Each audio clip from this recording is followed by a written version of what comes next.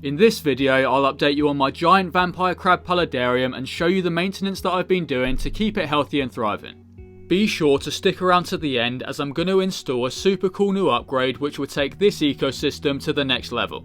Now let's get into a bit of maintenance before taking a look at the creatures inside. The first job to do is to remove the lids and clean the glass as there is a bit of condensation built up on the inside.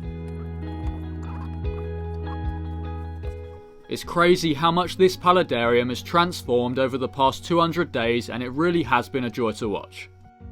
I'm really glad it's doing well as it's the biggest project I've made to date, and it definitely took a lot of time and effort to make.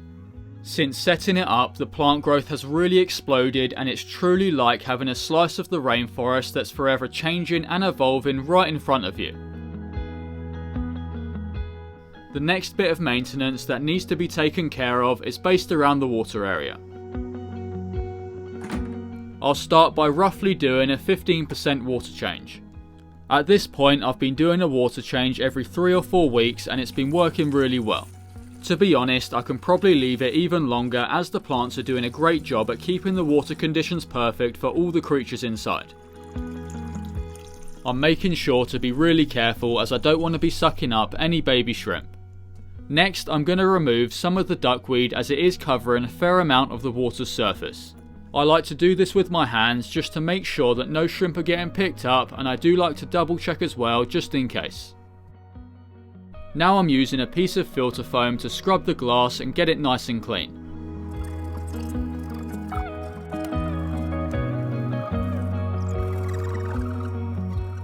I can now fill the tank back up with dechlorinated tap water. I will leave it for a few hours to allow the water to clear up properly. The water's now crystal clear and it's super easy to see all the fish and shrimp that live inside. The shrimp have continued to breed and their numbers are gradually growing, which is great to see. They've been doing an amazing job at keeping the tank clean and free of algae. I do however add an algae wafer every week or so just to make sure they're not going hungry. The underwater predators known as the emerald rasboras have also been thriving. This one is scouting the water for any baby shrimp that it can snack on.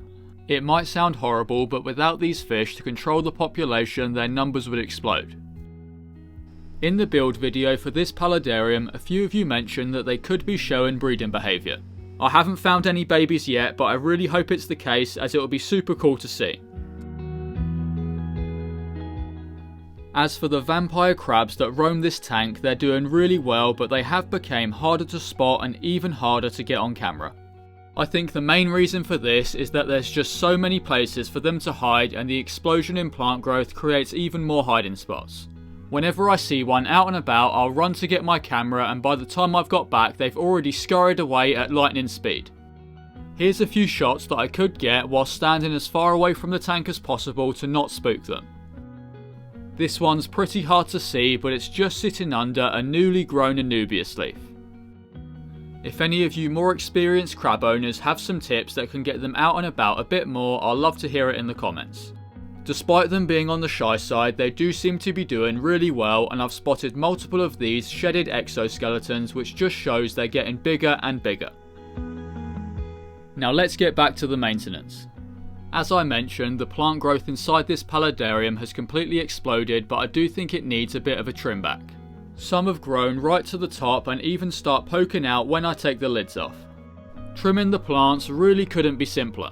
All I'm doing is using some scissors to snip down the stems.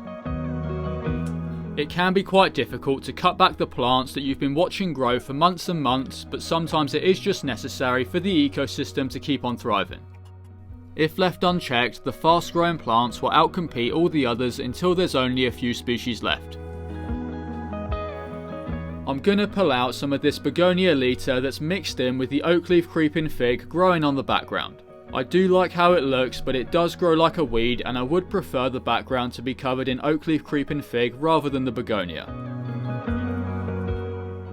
With the majority of the trimming done, the paludarium is much more open and there's more light for the slow growing plants that live at the bottom of the scape. I haven't shown you much of the right side where the waterfall is, so let's take a look over there now. The moss and plants have been doing really well and they're definitely thriving with the water constantly flowing through their roots. A highlight for me has got to be the bulbous ferns, which have these stunning detailed leaves. I really love how the waterfall looks with all the dense moss and plant growth around it. It does, however, need a bit of a tidy up as some of the moss is blocking the flow of the water, which isn't ideal. This is easy enough to do by following the path of the waterfall and removing the moss as I go. I've managed to cram this tub full of plants, yet it doesn't look like I've made much of a dent in the tank. At the moment I spray the tank down every day or so, but I think it's about time to make an upgrade that will not only make it look much cooler but also require less maintenance. I'm going to install this humidifier which will disperse cool mist throughout the Paludarium. I got it for a decent price online, and although it's not made for Paludariums or Terrariums, it should do the trick. I've modified the output nozzle to allow this black corrugated tube to fit nicely on top. I can now place the humidifier underneath the tank and feed the tube around the side. The plan is for the mist to be pushed into the tank through the mesh vent on the lid. I think the easiest and most discreet way of holding it in place is going to be some zip ties. The installation was very straightforward, so let's see if it works how I hope it would.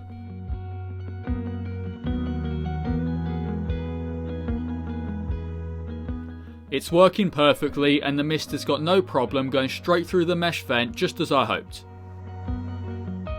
I don't know about you, but I love this upgrade and my only regret is that I didn't install it sooner. I've set it up on a timer so it automatically turns on twice a day. This will mostly eliminate the daily need of spraying the Paludarium down, as the mist would do it for me.